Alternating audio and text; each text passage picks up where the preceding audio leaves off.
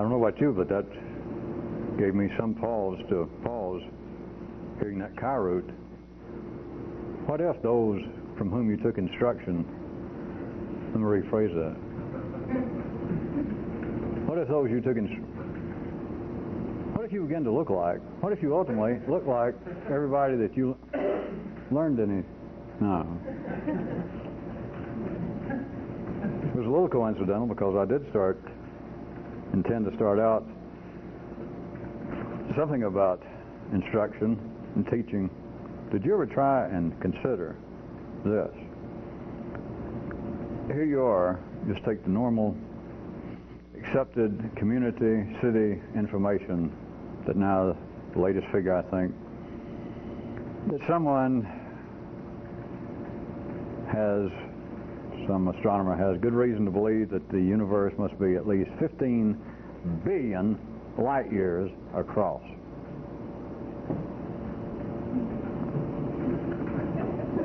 Or was it just 15 billion light years from here? But either way, just take that, assuming I don't know any more than that. Let's just take that. Assume that, and then if you can do this kind of revolutionary square dance mentally, and right quick try and get some kind of feel of you.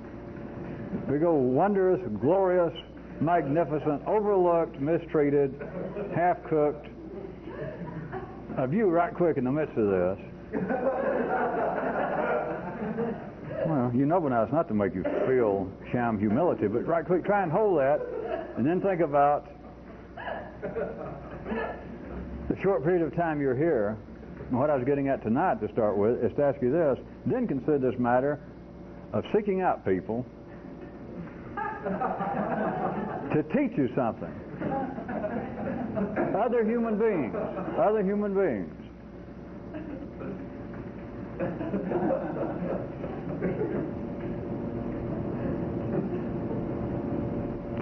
At first you would think you could look at it a certain way, always, because of the absolute minimal and explanatory binary nature of things in the city, that you could say, all right, there are two kinds of general instruction. One is, in the lower circuits, you're shown things.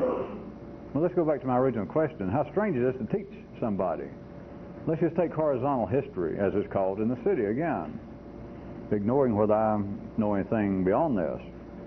But just assume that kind of anthropological, biological evolution, as they call it, from less civilized times, cavemen times, etc.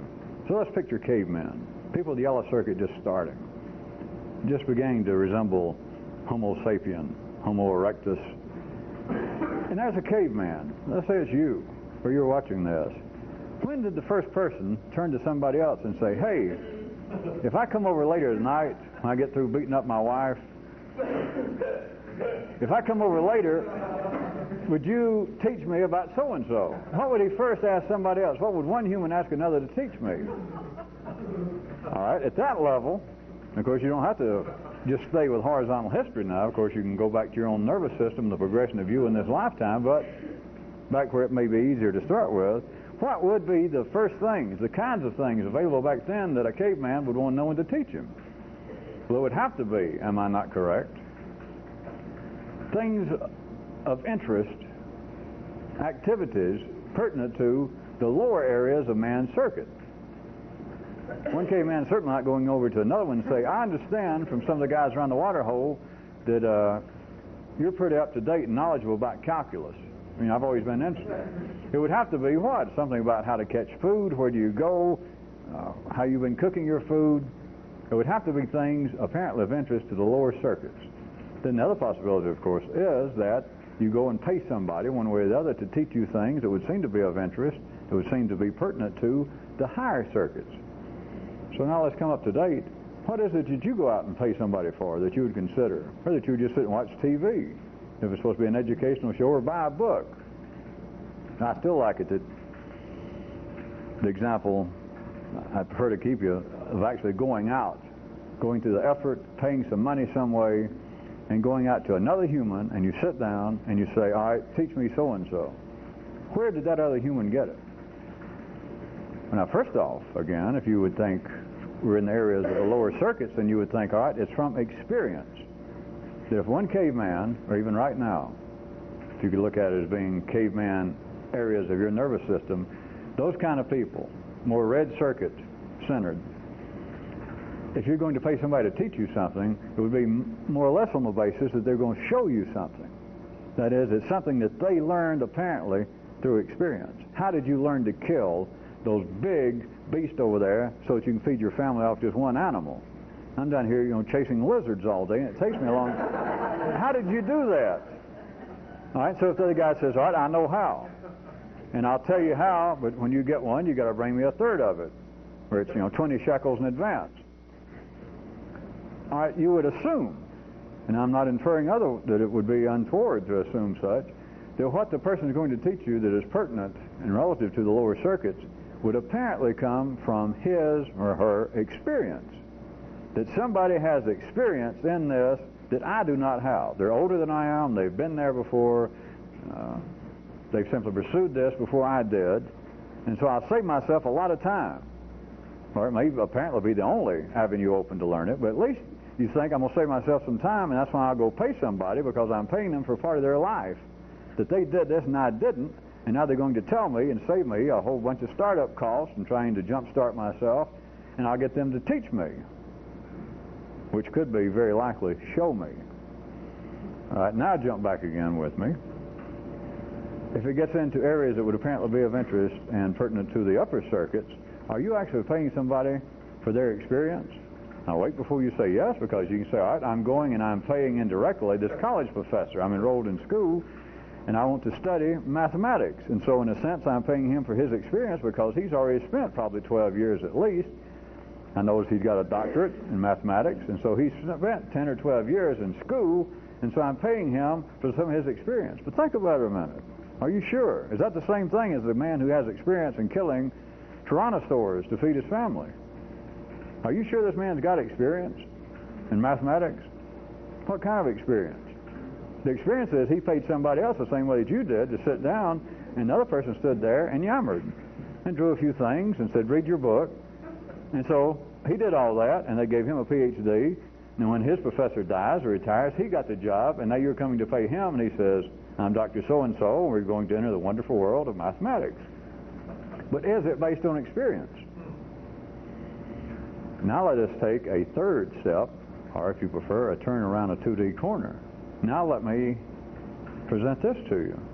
How about the areas that many people, and that would include almost all of you sitting here and getting this on tape, that beyond those kind of two areas of trying to apparently pass on some knowledge based upon your experience of the physical world, of hunting, building shelter. Is it still loud enough to tape? Yes. Instead of that, and in addition to what might appear to be the upper areas of yellow circuits, mathematics and science, other than those two, I suggest you people out there, and the kind of people that initially get interested in this, you would consider that there's another area, if I point out, you'd agree, and that seems to be some kind of special area. Spiritual, metaphysical, weird, spooky, that kind of stuff. Now, think about this. Has anybody, from the ordinary view of this kind of spooky stuff that you thought this was, your dreams of some kind of superior knowledge, hidden knowledge, whatever you thought it, occult knowledge, that does not even fit into either two of those classifications, and even historically, the crude, the Grimm brothers and the Reaping Sisters stories, the way it finally comes through of religions and these so-called prophets and founders of religion, apparently there's a whole other category. And the only thing I would know to call it right now would be, it seems to come about through spontaneous education. Once it seeps out and life decides it's going to remember it as history, that is, life says, all right, here's history, here's what happened, which, if you recall, is whatever life says happened. And what's your choice? You think, yes, I know history. I studied at, Harvard. No, you didn't study at Harvard. Well, you may have gone there. And I studied with so-and-so who wrote the definitive works on such and such. They may have done all that, but always remember this. History is whatever life says it was. And life remembers. You don't remember. Nobody wrote the books remembers. It wouldn't be history. And even if it was, people can't remember correctly what happened yesterday. Life does. So history is whatever it says happened. But at any rate, even back to the crude level, is when these kind of experiences, this apparently third kind of education, instruction is possible. The kinds, the Muhammad's and the Moses and the Buddhas and Jesus and etc. That kind of stuff. Notice life, it ends up that apparently the people didn't get it by experience. They didn't go out and experience this. A Jesus or Moses doesn't show up and say, well, 45 years now I've been working around the fields and doing this and that and blah, blah, blah. And I've come to this series of astounding, or at least I think interesting, conclusions I'd like to pass on. No, it's not that. Nor is it, apparently, the second kind, that they went somewhere and sat down and that there was like a progenitor, a spiritual progenitor of a Moses. That he went somewhere and he sat down with Moses 1. And he was actually Moses 2, that he learned all this from another guy. It apparently is some kind of spontaneous education. But then, of course, it comes out as what? Always. It is information from on high. From the gods, as it used to be called. Information from on high, if we're still going to, a few minutes stuck with 3D pictures, which we are as long as we're using 3D words, it has a certain kind of unexpected, subtle validity to say it comes from on high. I was inclined to bring this up tonight since I saw a lot of strange looks a few meeting nights back, when for a while I was pointing out that study, as it's called, is actually an excuse for not understanding something. For people to say, well, I'm studying so-and-so. Or people to write me and say, well, I've got hold of some of those books you wrote publicly and I'm studying them. All that tells me is, well, you don't understand it. There's nothing to study. Study is an excuse for not knowing something. Not a way to know something. It's an excuse for not knowing it. But I was trying to get you to perhaps take another view tonight that there is real validity in a way that is not mystical and is not attributable or connected in any way with ordinary ideas of some kind of gods and goddesses outside the system, other kinds of beings, when I refer to a kind of spontaneous education, because what it is a flowing of certain genetic information down a sidetrack. But it does not come out, I wanted to point out, and it's never even been alluded to, even by city history, that this kind of apparently special information has never come about through the first two ways. It would apparently be the kinds of source for someone having some knowledge to pass on or to sell. That is, through experience or through gaining the information from another human. There seems to be a third way.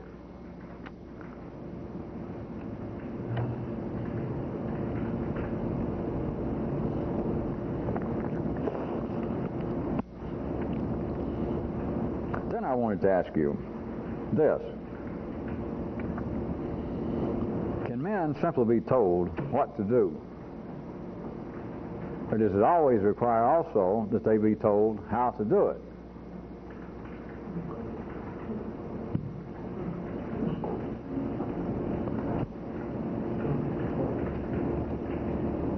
I'm hesitating to let you ponder it if you're pondering it. It's the kind of questions the nervous system never comes up with ordinarily. If you want to learn something, you're going out and one way or the other you're going to pay somebody. Somebody says, yes, I think I know what it is you are interested in. What is it you're paying them for? What is your interest based upon? For someone to tell you what to do? Now, at first, would you not say yes? Yes, yes, yes, yes, that's it. That's it. But is it it?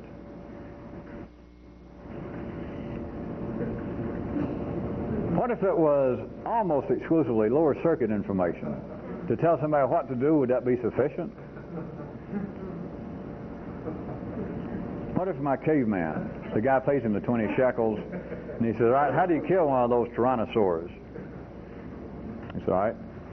So you take a big rock like this, and then if you got some skin left over from the last, you tie it up and you make this thing, you stick a handle on it, and you got to get up behind him, and you got to hit him right here.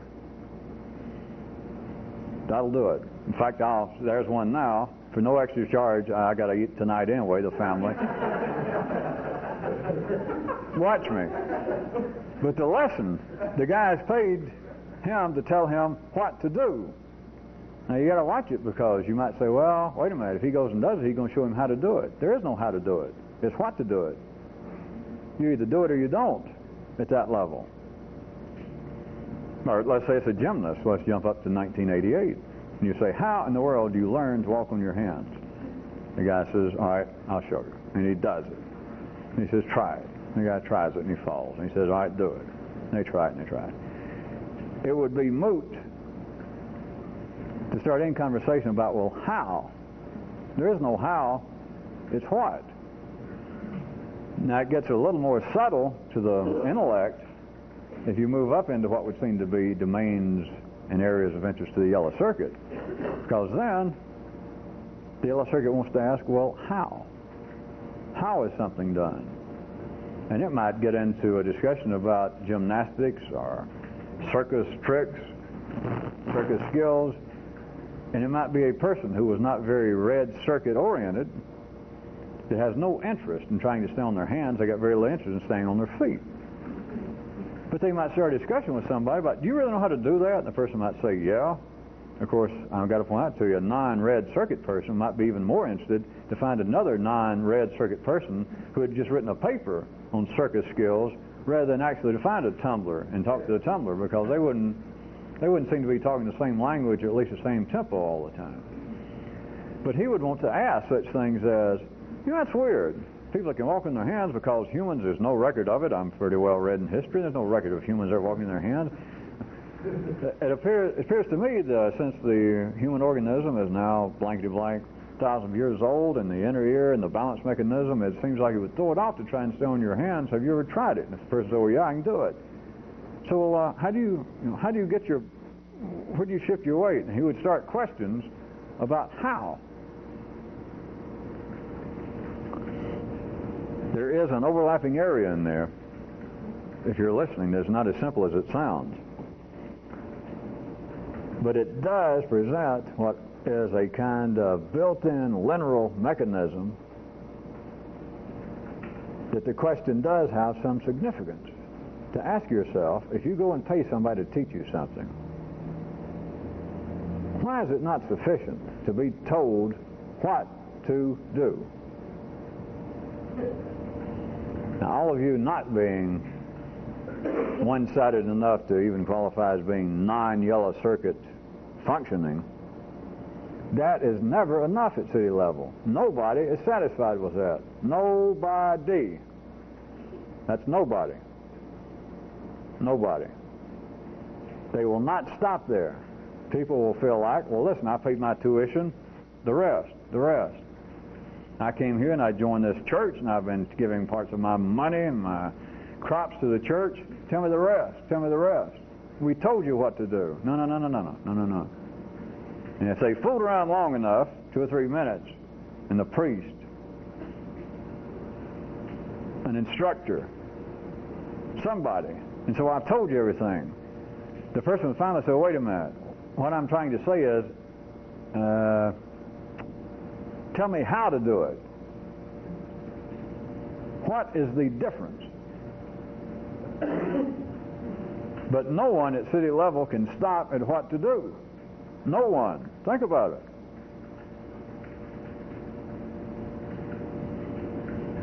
Is there a difference? At the city level there is. It is a perceivable difference.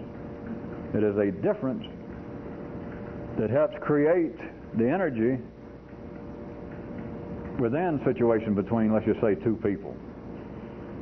There's a continuing transfer of energy on the basis of 2 people, one of them apparently instructing the other one in something. And no matter what you ask for at city level, do you know how to do so and so? And somebody says, yes. Will you teach me how to do it? They may even use the words, teach me how, and they'll say, yeah, and then they'll tell them what to do. That's the first thing. If you're going to put in any kind of linear, reasonable sequence, they're going to tell you what to do. And the person will go, yeah, including you at city level. And you go, yeah. If the person says, well, that's it, your nervous system will say, no, you're cheating me. How am I cheating? I told you. I told you exactly what to do. Yeah, but you didn't tell me how to do it. Now, at least some of you think that you're missing too much that you assume I'm hinting at. Let's go back to that third area that seems to be of the real importance to people like you and many people in the world. That is of some kind of extraordinary knowledge that you don't find in colleges, that you don't find in circus schools. That is this kind of blank knowledge, this spiritual or this spooky stuff. Well, let's start at the city level. The religions being the crude reflection of this, a two-dimensional version of it. How about all the tomes written, all the comments made after a Moses, to use one religion, brings down the Ten Commandments? And he tells people what to do, and he says, it came from on high. Did it stop there? And so what do you figure all those rabbinical students are doing hiding out in those places and all these musty books? Well, then, of course, Christianity adopted it. Or they even adopted Jesus's of God is love. But that's the beginning and the end of Christianity, so said somebody somewhere. St. Augustine or St. Daytona. That's it. But did that do it? No. You got all those huge buildings over in Rome, and it's not just to stock all the Pope's clothes and shoes. It's full of books, full of comments that people made on top of that. I'm suggesting to you the basis of everything made after the Ten Commandments in that one religion, after what to do, was apparently, all right, here's how to do it. Christianity, they said, God is love, or love your neighbor as yourself, whatever you would look at as being like a touchstone of Christianity. That was what to do. Love your neighbor as yourself. That's the beginning and the end of it, said Jesus one way or the other. That's it. That's what I'm up to. That's it. Everything I know, that's what I got to tell you. Now you say, I got to split. So you left. After that, they write, they discuss, there are books everywhere. Books are accepted, books that are banned. And they apparently, if you can see it, are now on the basis of, okay, so-and-so told us what to do, like from on high. Somebody did, not me. Say the priest, the writers. Now, what you people are demanding, we know what all the clamor's about. You all know how to do it. And of course, then the unsaid part is, we don't know how either, so we're going to tell you. I have written a book on it. Me and the College of Cardinals, me and the High School of Sparrows, me and everybody, we've all gotten together and we have discussed it, and we, of course, realize that we don't know any more than you do, and so we're here to teach you about it. We're going to write about it. There is a gap there, not just the words I'm using about the difference between what to do and how to do it. There is literally a molecular, quite material, physical gap that strikes the nervous system when somebody says, all right, I will tell you so-and-so, I will teach you, I will instruct you about such and such thing. Okay, do it. And they will tell you what to do, and you say, okay, yeah, the rest. Because you think the rest of it is how to do it. I ask you again, what is the difference? Why is the nervous system wired up to stall for time? The person says, all right, I told you what to do. Yeah, okay, but wait a minute. Yeah, all right. I think my notes are right. Did you say so-and-so? Yes, that's it. Let me read it back again. All right. And he reads it back. Is that it? That's exactly what I said. Okay, is that all? No. A few hands go up. Wait a minute, sir. Could you tell us? And here it begins. It's another version of the first story. All right, I heard you. All right, we got it. You checked it. That's what you said. Yes, it is. All right. Wait a minute. But how do we do it? And at city level, even those instructing are tied up in the dance too. Then the person apparently who was satisfied, that may have apparently been satisfied, said, all right, here is what to do. Did everybody write it down? If you got it, I'm going to pass it out. We've had it mimeographs here, so everybody got a sheet, and they all say the same thing, blah, blah, blah, blah, blah, blah, blah, blah, blah, blah, blah, blah, blah. Did it? And everybody goes, yeah. He said, all right, that's the end of the course. That's it, exactly. That is it. You've all got it. Now, I do. And several, no. Sir, would you please tell us, I understand that you told us what to do, but now would you please explain to us sort of how to go about it, how to do it? And it will get the person. They'll go, well, I guess that's a fair question, yeah. It's not a fair question. Unless you're living in the city, and then all questions are fair because they stall for time. Gives you something to do while you're waiting to be slaughtered. Let's talk about it some more. It's almost as though if we stall for time long enough, maybe if I'm stalling for time right at the moment when the Grim Reaper is coming up to me and I'm still stalling for time, maybe it'll kind of put him off his feet or get him off balance. And it's like maybe I'll become immortal by stalling for time.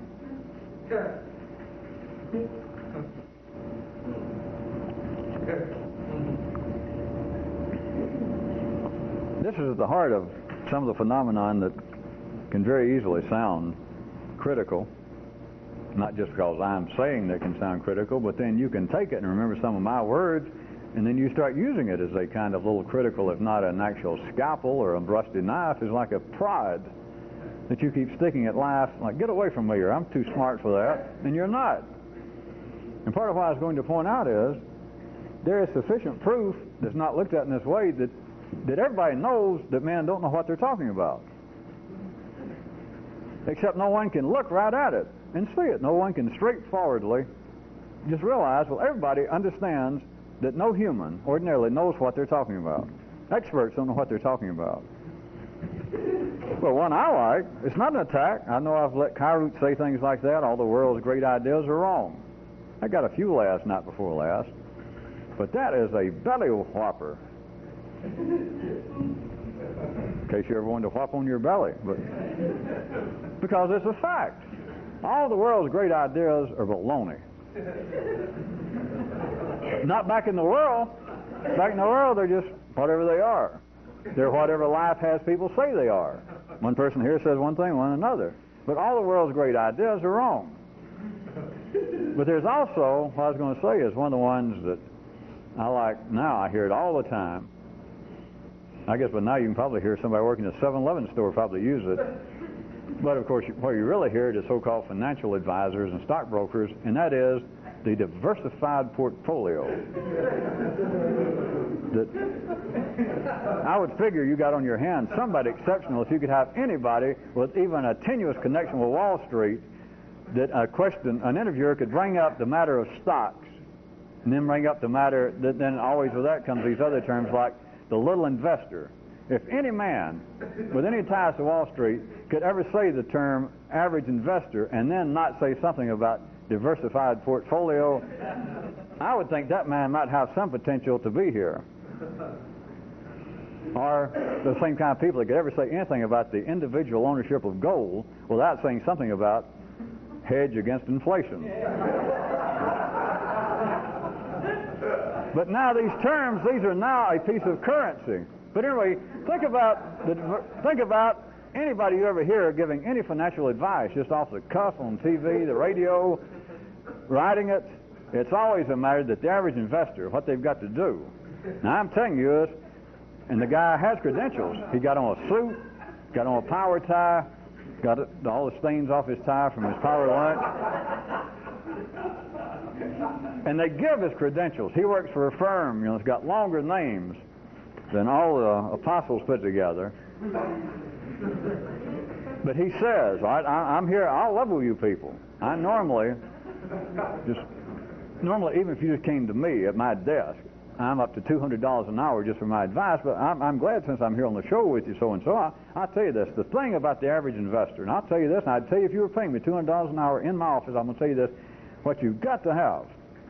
Remember, I've been 30 years in this. My father started this firm, as you have got to, as an average investor, especially the little one, just average investor, a diversified portfolio. And everybody goes, let me write that down again.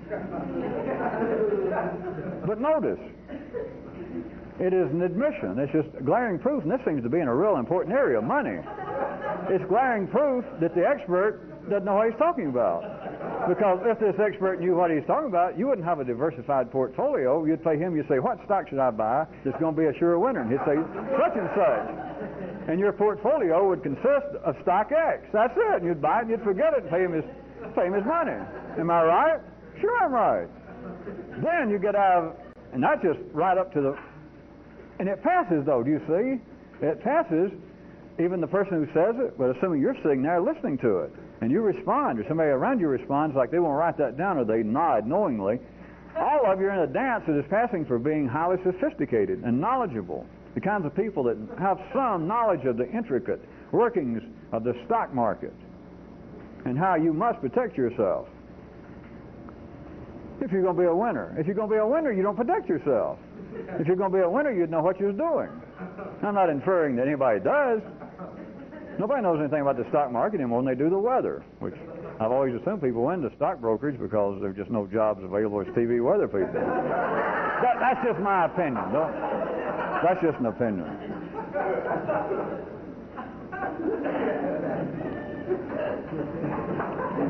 I was simply wanting to point out in an area that would appear to be very hard-nosed, talking about cold cash and people's money out in the city, that this passes, a diversified portfolio. I assume all of you know what they're getting at, and they start about, well, you should have, we try to say for an average investor, 20% in common stocks and bonds, maybe 40 to 45% in corporate bonds, and then maybe 15% in hard metals like gold, which of course is always a good hedge against inflation. And then maybe the remainder in money market. The average investor, the little man, needs to have a certain kind of liquidity of his funds. Of course, they're talking about some guy that's got $1,000. Like it matters whether he's going to end up with 10% for the year or 7% or no percent. But anyway, and then they talk about the necessity to have, because it's protection. What they're saying is, of course, if the bond market goes down, then perhaps the stock market. Some of us have the theory that the stock market, when that goes down, will come over. When interest rates go over here, if you're into maybe the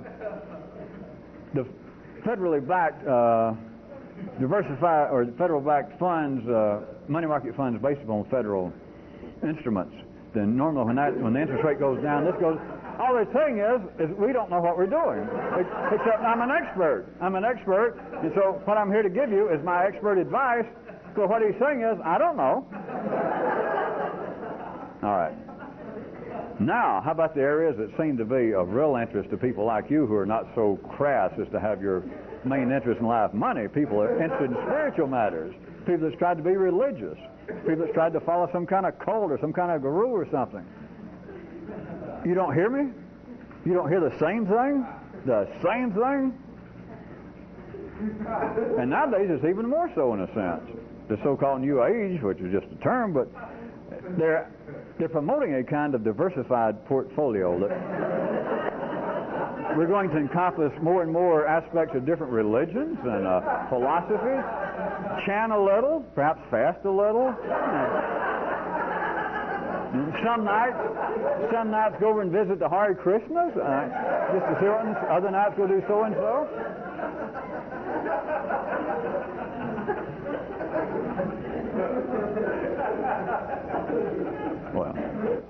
Well, after you can see that, then you don't have to go that far. It's the same thing in any religion, in the same way it would be in the same way in any one brokerage firm. Inside the firm, they're going to talk about the diversified portfolio as their attitude toward the small investor, the recommendation. But if you go into one apparent church, a Catholic church, Judaism, anything, do you understand? If anybody knew anything, that is, if life was putting out direct information, there would be one piece of information. In the same way that the stockbroker would say, all right, you're here to invest your funds, right? Right. And I assume you look sane, you want to make a profit. And the guy says, right. And he says, take all your money and buy stock X. And that'll be $200. And the guy said, thank you. You would go in, and they would say, if we're going to pick Christianity, you would go in, and the guy would say, all right, you want to know what to do to make your life happy, to live at the zenith. And the guy says, yeah. Treat your neighbor as yourself. It'll be $200. That'd be it. But there is a knowledge of sorts. There is. There is a knowledge among people that no one, including experts, knows what they're talking about. Do you think I've gone too far?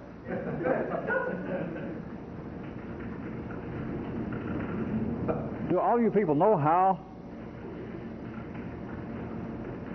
rare for stockbrokers to be sued? I'd assume that you might think that'd be the first thing, since attacked physically, but since most people are civilized. But how rare? How about priests, rabbis, that ever go to a place and say, listen, I've been going to this church 30 years, and I've had one difference in life. I wanted to know what was the nature of human life, and I've come here Sunday after Sunday, or Saturday after Saturday, or Wednesday after Wednesday. Now, I've listened to you. I've read every book you wrote. I've tried to do every little thing you said that was just sounded reasonable, and I'm sick of it. I want all my goddamn money back, or I'm going to sue you, or else you're going to get the ass whipping of your life. Your Grace.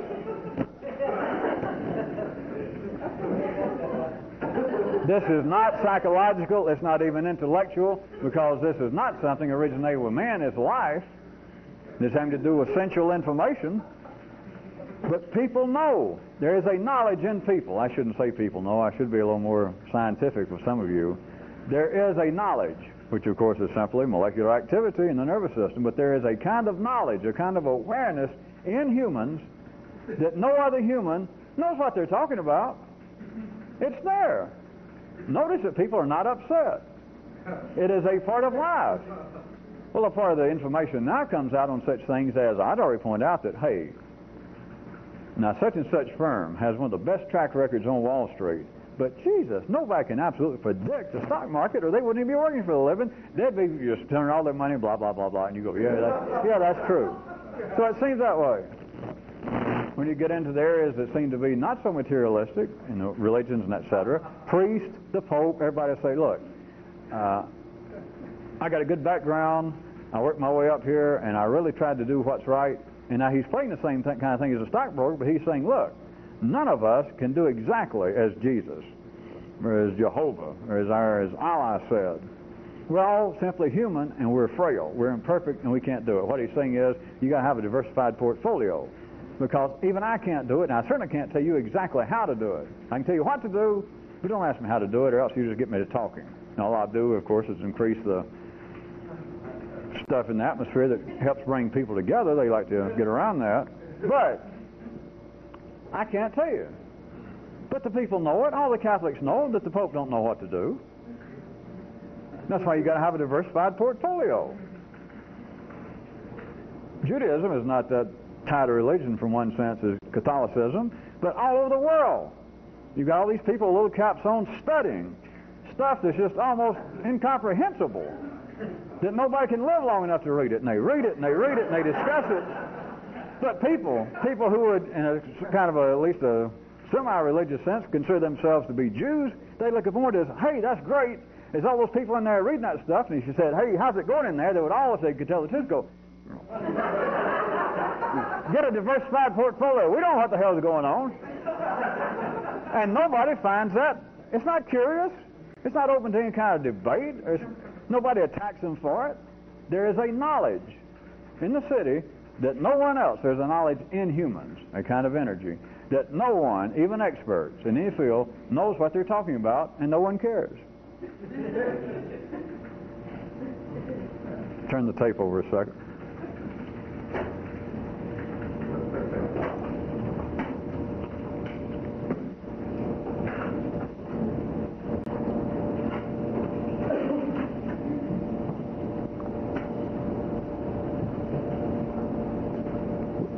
We don't have the group doing stuff tonight, do we? No.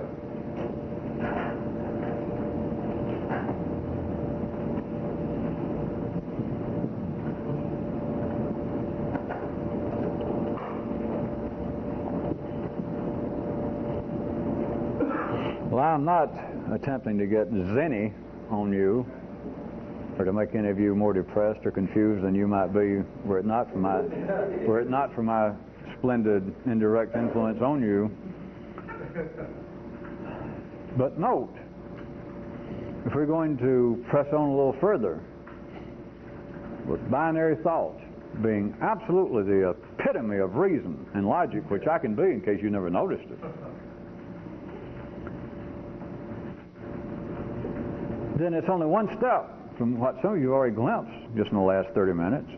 It's only one step to say that no human, under ordinary conditions, can teach another human anything, since nobody knows anything. Now, the knowledge is in the general nervous system of man, but that no one person, no anybody can teach somebody else something else.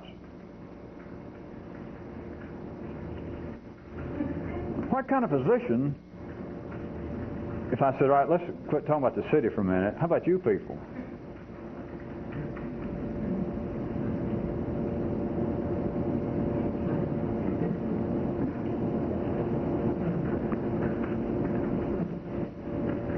Let me back up one more second. If we're just talking about something, learning how to hunt a particular animal if you're a caveman, learning how to do particular gymnastics.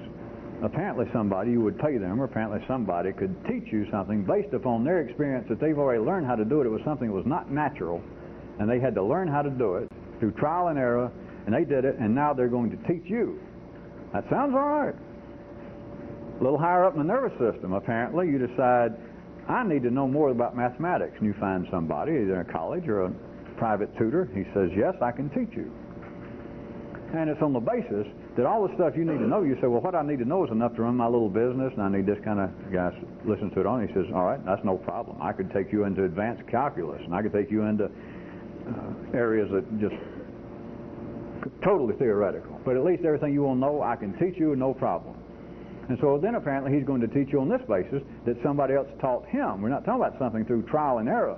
The man did not learn how, or he did not gain his apparent knowledge of mathematics through trial and error.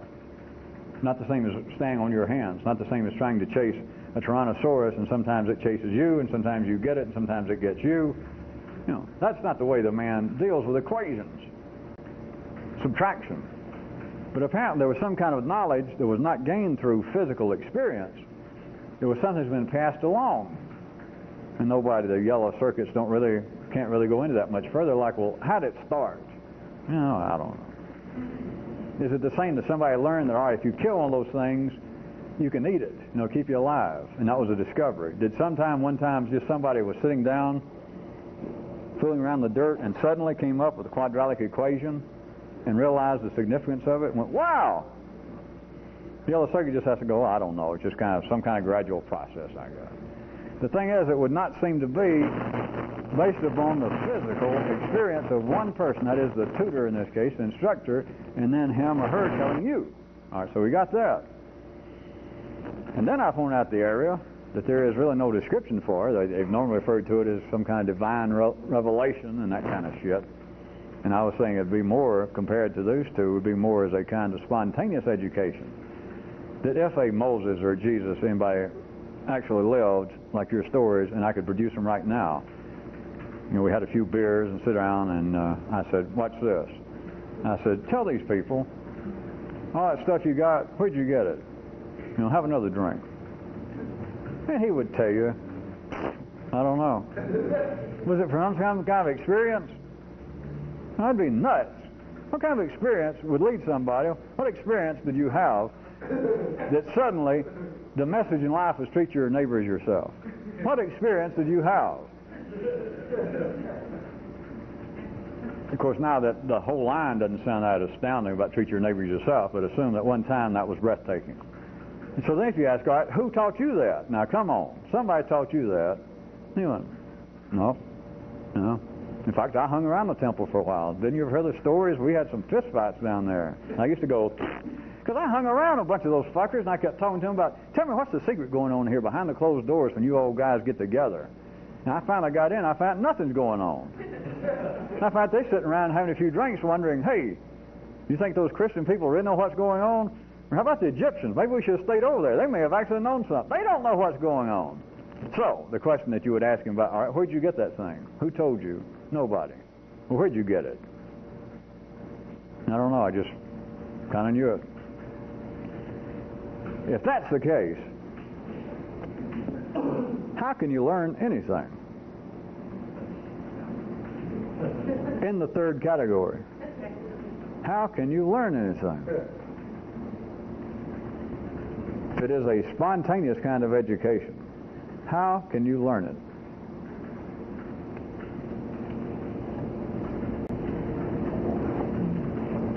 If somebody told you what to do, would you do it?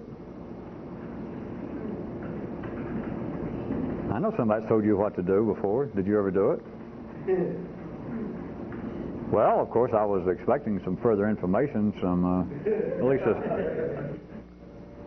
some continuing exposition as to, I don't know, how to how to do it. That's very interesting, very surprising.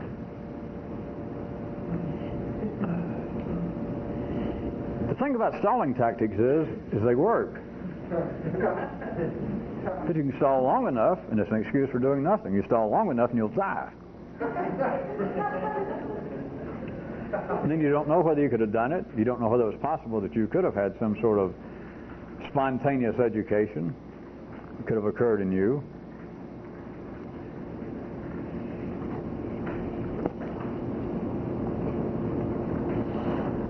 All of you should be able to remember while I'm talking this general area. You should be able to see and be able to remember, maybe I'll draw it out a little bit, that all these general maps that I've been bringing up, maps of binary men, they're kind of mirage. I keep telling you, it's not a trick, it's not something I'm trying to pull. But I keep pointing out that the best description is they're lacking, they're flawed. Anything that is based upon 3D descriptions, I'm saying that there's more to it. In times past it was called spiritual world, or that the gods have got another reality somewhere, or that the other reality you'll only understand after you die and all that. It is a continuous reality, and it's like right around the corner. It's a way that ordinary sight, and you use that synonymous, okay, metaphorical, no, synonymous with consciousness. You simply can't see it. And everybody knows that you're well read enough, I assume you accept it, to know that like the spectrum of light, your eyes only pick up pieces of it. We got machines, technology, that can see things going on right here that you can't see. Machiners, they'll pick up sounds going on that you try your best. You and everybody sitting here, we all go, no, we don't hear it. You turn on this machine, and there it is. It heard it. That is not a fallacious way to begin, to just have an awareness that that is true, that you are simply limited by all your senses, that there are things that machines, which is a whole other subject, about how human consciousness can produce a machine that can do something that consciousness can't through the senses. In case you think life is just completely on a lark.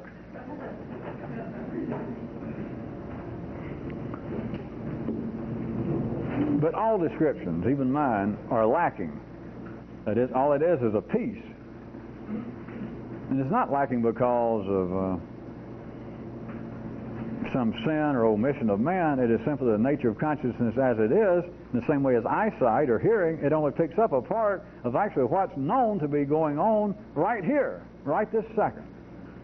There's light and sound, and there's smells. That's one of man's weakest areas, at least comparably speaking to some other creatures right here sharing this part of life's body with us. But it's going on right now, and your senses simply cannot see, smell, or hear them. And they're going on. There's no doubt about it. It's going on right now, right this second, right in here. In that same way, it is not a torn piece of reality that I'm speaking of. It actually goes into another dimension, and I've told you the easiest way to approach it is the basis of time, which is, I might have called it something else, but they started using that term thousands of years before you and I got here. It's not as simplistic as time would seem to be the way it's described, but it's like turning a corner, and instead of seeing just what's going on here, instead of just being conscious of what's going on here, there is another direction, is what I mean when I say turn the corner a right angle. Of course, it's not that simple either. It's not a right angle. It's a right angle to the 3D world, if you can do that. But it's the rest, some more of the rest, at least what I'm referring to, of things going on here. It just goes off in another place and you can't see it. To begin to have some understanding that that's got to be true should put a jolt into some of you, because that begins just in itself to suggest the answers to almost everything. Well, that's why we believe in God. That's why death seems so final. That's why we can't describe where everybody comes from. That's why we can't figure out, is all of this from genetics, or do we actually learn this? We got to learn some of that. It's just around the corner is another piece of this, that all of these questions are right there, if you just saw the rest of it. But where I wanted to take you right this second was that all of you have got to remember this. I'm saying this now rhetorically. That all of these maps of binary man that I concoct are mirages of sorts, especially the splitting up of man into like a partnership, or as I was using tonight, the upper and lower areas of the nervous system. Man as a nervous system is a single unified structure. Well, I used to draw all that.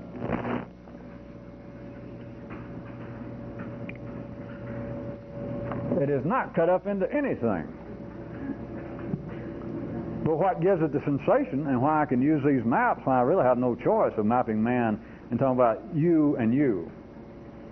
And there's no doubt in everybody who is yellow circuit conscious enough to be living in this part of the world, just generally referred to as being conscious. Inside of you is obviously two things, right? Because there's one thing that's always criticizing the other, or there's one thing that's always wanting to change the other. So there's got to be two things in there. There's no two things in there. There's that. And it is a unified, it is a single structure. One end of it talks. Let's go. Talk's too cheap. One end of it creates sound waves that can go out and come back in, still up the upper part, and it goes, huh.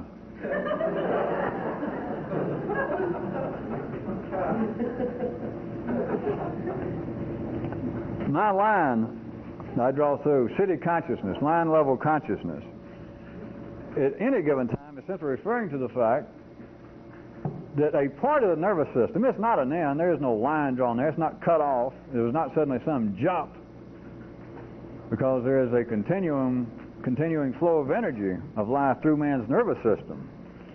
And at least speaking 3D wise, you can look at it this way. If you get 4D wise, you realize that that was just partial. But you can look at it as being the energy flowing in man from a 3D description, from the bottom to the top. There's no doubt that that is a workable, that is a feasible, useful map until you can see otherwise. That in every individual, all the way from being a little baby growing up to humanity growing up. Not theoretically, not some kind of socio-biological evolution, but literally. You can see it now in areas of the world that are not even that civilized. It is now the information, the energy from the civilized parts, that is the other parts of the world, is now being fed into their little villages, and people still living more or less in semi-nomadic existences in parts of the world. Just in a matter of months, or at least years, you can see the energy. It apparently, now ordinary people, right quick if I must point this out, they would say, all right, there's more proof of the power of the environment. Because these people were living almost a Stone Age existence until 5 years ago when we first stumbled upon them, and now we've flown in helicopters and we've taken Polaroid pictures of them, and now look, their culture's falling apart, they begin to take up drinking, and it's all the influence of the environment.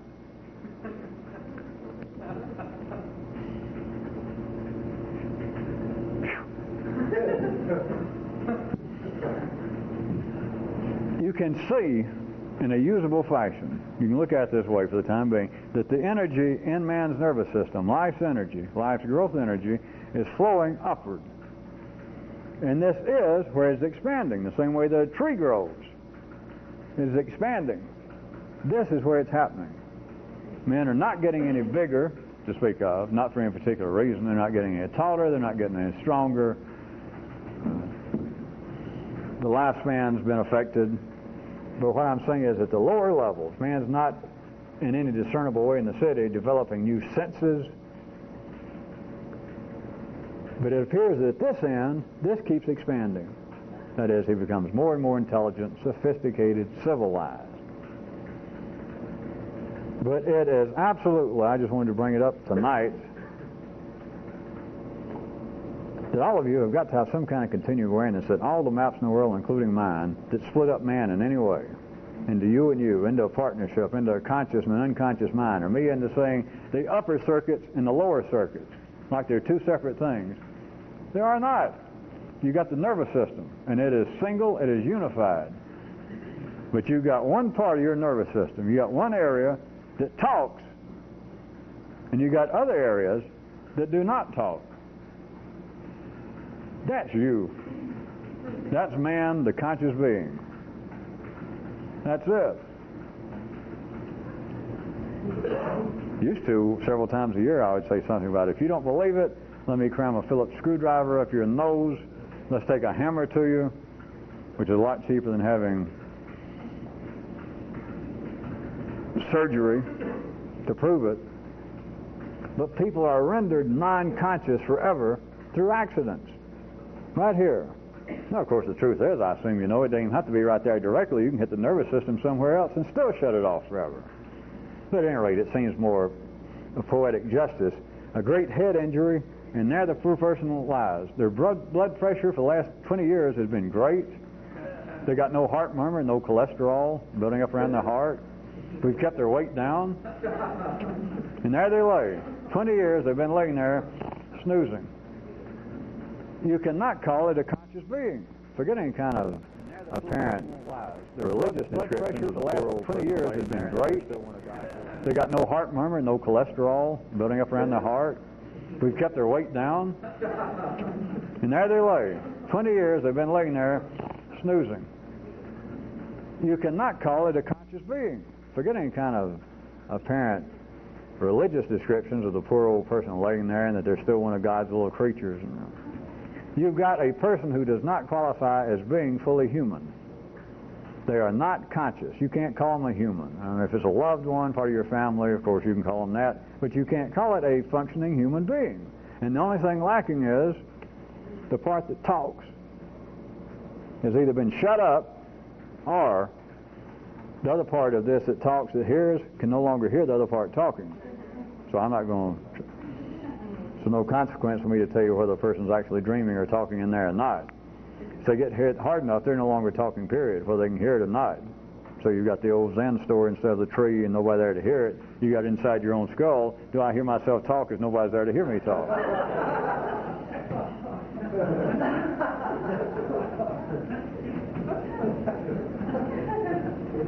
I was being that crude and attempted to be that direct one more time to point out that no matter how great you believe you are, no matter how singular your apparent religion or your culture may have told you you were, some great dignity, some great special category of the human being, just remember, 15 billion fucking light years from here to as far as they can see. They don't even know how old all this is. And you think that your little apartment or your house and the area that you drive around to work is like a big deal. The state you live in, the physical state of New York or California, and etc. You understand, the planet Earth is just a little thing. The part you take up you can't even find. It take a microscope to come out and find where you are. And on top of all of that, there's then the feeling that I am some way a very complex. I mean, being human is a complex job. The only reason that you're human, the whole thing is one end of your nervous system talks. And it's not separate from the rest. There is no line cut. It is not the God speaking through you. It is not the difference between a conscious mind and an unconscious mind. It is simply that one part, one section of this nervous system, generally, there's no cut line. Well, there is, but it's not even important. One part of this thing talks, but you are unified. Part of what this is, another description I can suggest to you, part of what this is to discover that you are unified. Whereas everybody else in the city believes that they're not unified. They believe that's the purpose of life in some ways, to unify yourself.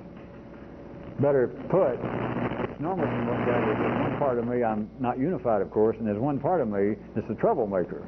And somehow I've either got to overcome it, I've got to change it, maybe even destroy it. For many years, if I can't destroy it, if I can't change it, it's up to the gods at some later date that they must step in a miraculous way. They got to destroy it. They got to cut it out of me. They got to do away with it. What if it is more a matter of simply discovering, at least in the first instance, that you are unified? When everything in you, that is, the very thing that seems to be listening to me now, consciousness, hears that, and absolutely, it doesn't even, we don't even have to talk about split moments, split seconds. It out of hand knows it's not true because it's listening, and it knows there's another part of it not listening. And so you simply hear that, yes, you're unified, and there's no partnership in you. There are not two things going on. And the two things listening going, ha!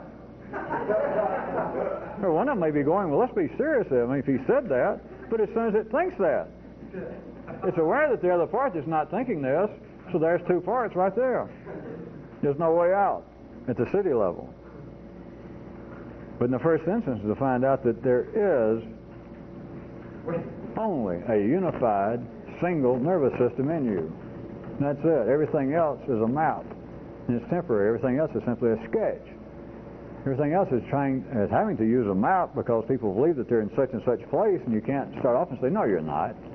And people say, I am right here. I am on State Highway 47, and I am in Oklahoma. And you look, and you know they're not. But if they insist they are, which of course they must, then you have to say, okay, all right. There's some things about Oklahoma you don't know about. And they say, all right, tell me. And you start telling them.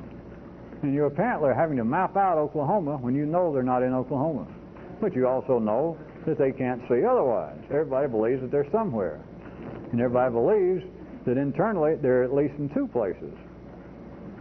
And so any description they hear of man being divided into two does not require any pontification, doesn't require that someone be converted to it. You hear it and you go, yeah, I just never heard those terms, but sure, yeah. There's two of me, that's why I'm here. And I want the good part fed. Which is the good part? Of course, in the city there's an answer to that. There's obviously a good part. And it's the part that pursues that which is conducive for life's growth. But you, if you really had any ability to function in a yellow circuit, if you were really a fripp, and you in some way could stand aside and look at you as a piece of work, look at you as a portfolio, and think, what is it that I could do that would be most profitable?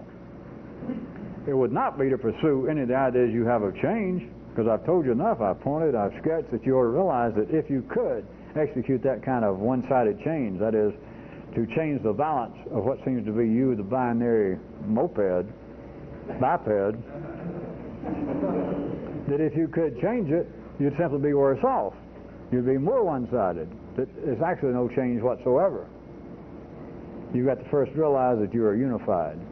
That you are unified even as you feel absolutely as you must, even as you feel otherwise. So don't ever let, just because some of my maps, my descriptions may sound cute or new, which as far as I'm concerned, they are cute and new. But they're not true. Oh, they're true enough, but they're not correct. Because there's no split. That's part of the stories. You can find them in all religions. They go into all kinds of names, but it's like that at one time the gods did something. And all they're describing is the nervous system began to make noise. That was the downfall from one view.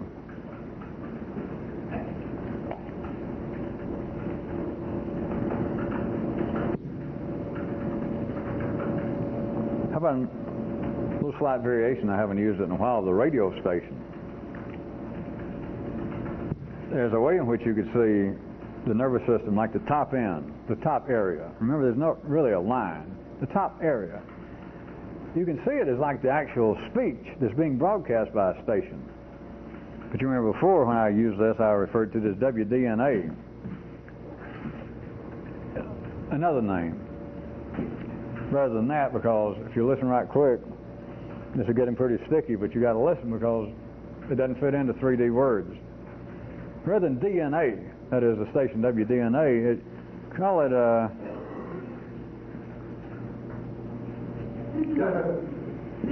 It's station WMEE. Because now I'm talking about in a different way. The station, the top end of the nervous system feels as though its speech is a broadcast. That is what it says and what it thinks feels like is a broadcast.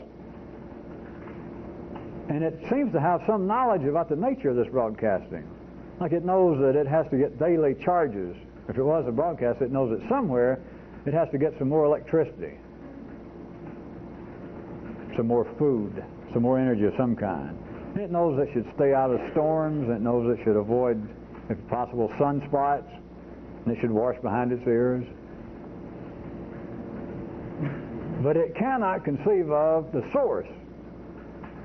Now I'm changing it, those of you who heard the first time around, not WDNA station now, not what would be a more complex description of energy flowing into the unified nervous system, but the perception of consciousness. That is, of you thinking that the thoughts are here, and I know I got to feed the thoughts. I got to feed them real food. I got to feed them almost some kind of exercise, maybe. But where does the station originate? I'm the broadcast, but where does the station originate? In that area, again, without knowing it, and it will deny it. The broadcast itself knows that it has no notion of the source. And thus it says, oh yes, I know, it's God. Or evolution, I guess. Mechanical selection, natural selection. But the broadcast itself, the words going out in the airways, the broadcast, the talking part, has no idea of its source. And I just told you the source. The source is the nervous system. It is not in any way split from the station. They're the same thing.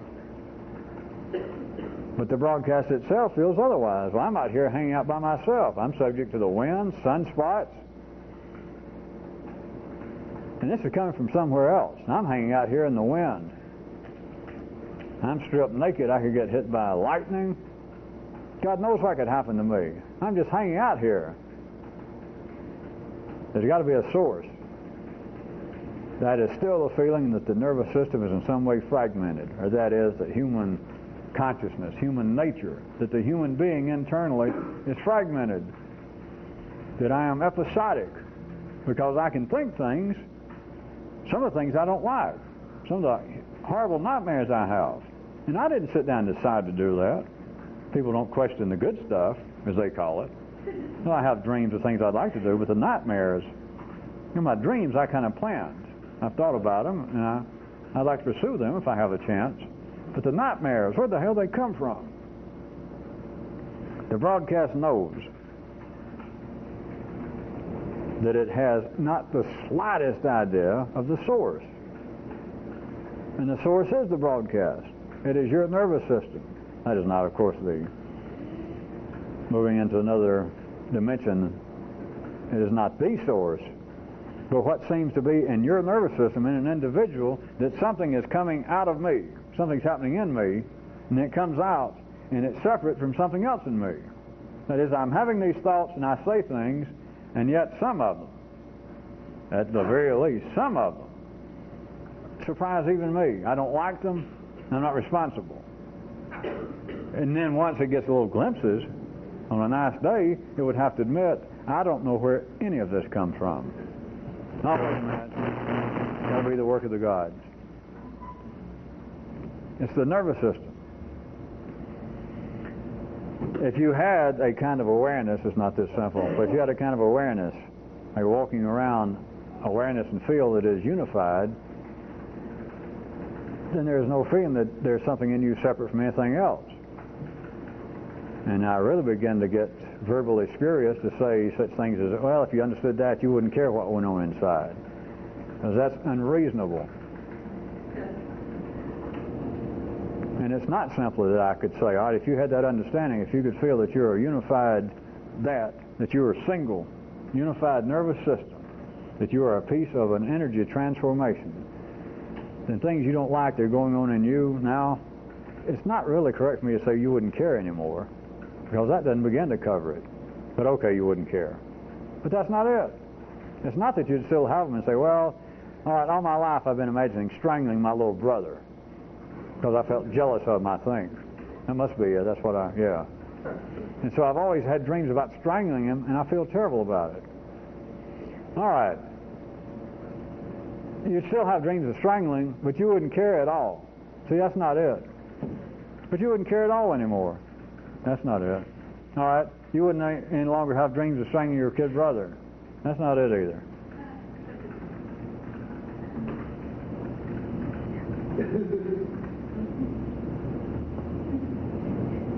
If you had the first story down right, if life lets you ever get that first story down, that I am a single unified nervous system. No conditions, no adjectives. Forget looking for that book that the Kyroots said that the city needed. What this country needed was a darn good book of adjectives. It's not that you're a good nervous system. It's not that you are a civilized nervous system. It's that you are unified to begin with. That there is nothing to put together. You are overlapped in such a way that you can't be underlapped. There is no separation possible. And then, of course, the part listening goes, huh. Well, that can't be true. I couldn't consider the alternative. And then, of course, you got me. Well, you got somebody. No, that's right, you got you.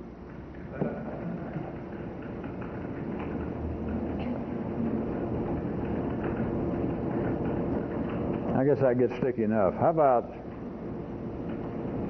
I'll close out. How about an excursion? No, we won't call it. An excursion as an addendum. Excursion as addition to the non-existent revolutionary code of conduct. How about that? That's what it is. Or even, all right, pseudo-excursion as addition to the non-existent revolutionary code of conduct.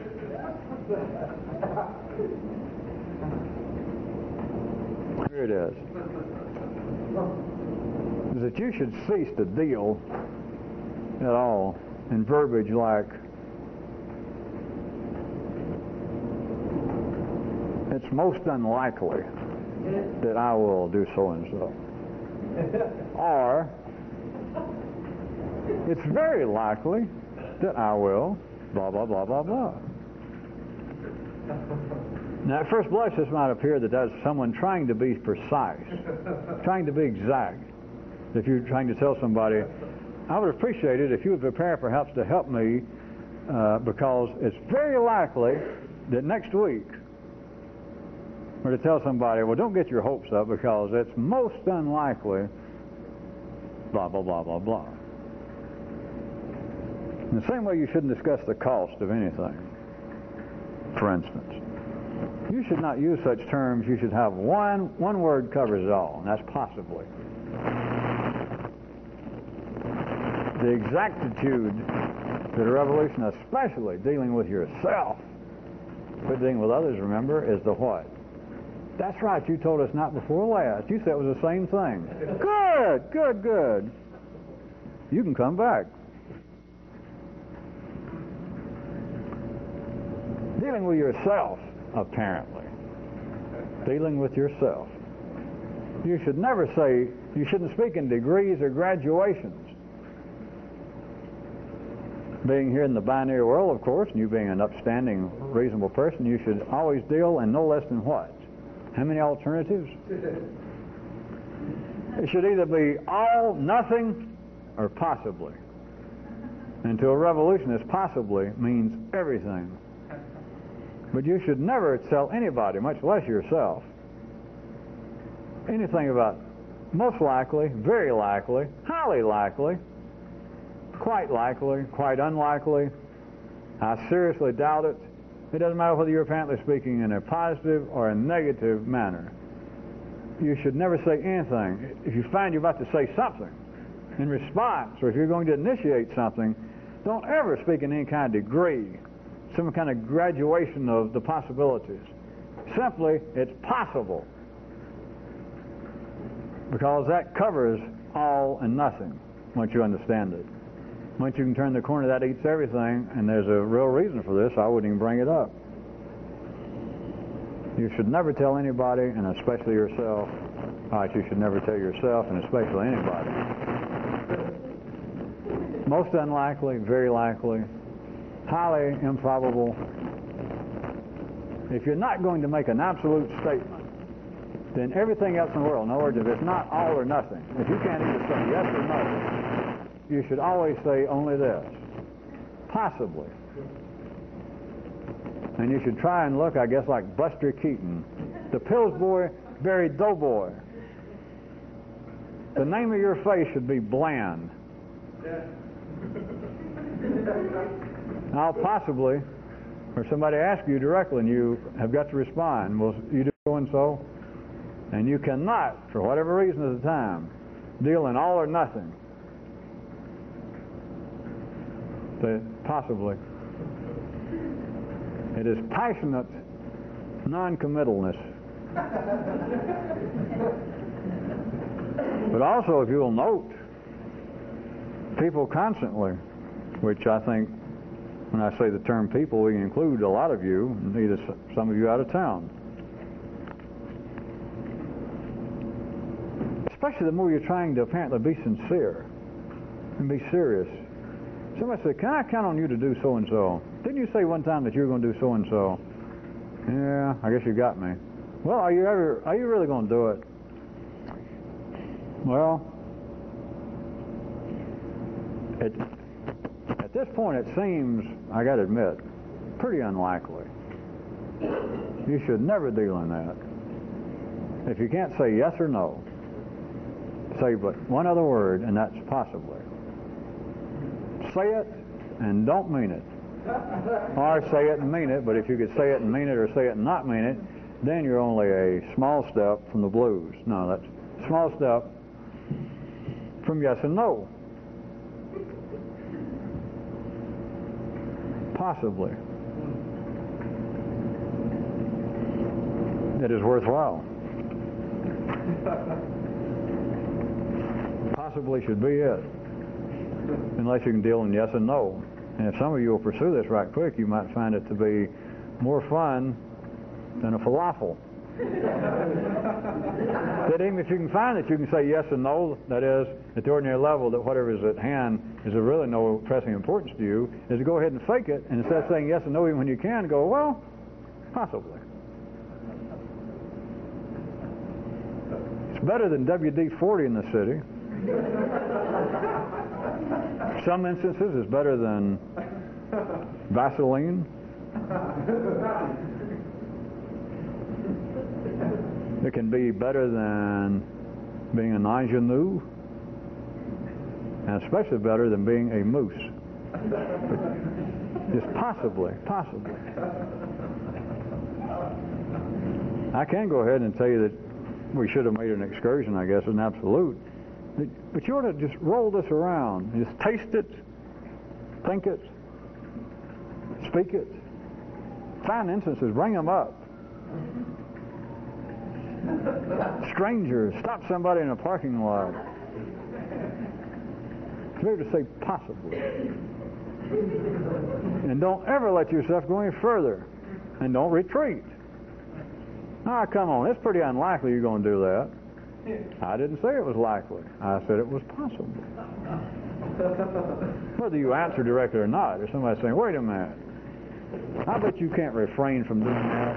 You can't tell me that you're absolutely never going to do that again. I didn't say that. I said I possibly won't do that again. But you can't tell me you're just going to quit. I didn't say I was going to quit. I said it's possible. Yeah, but you've been doing that for years. Can you actually quit? It's possible.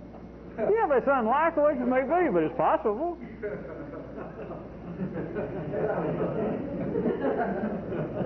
It can have a salubrious and surprising effect on some of you, or it can, about the matter of having a feeling of unification.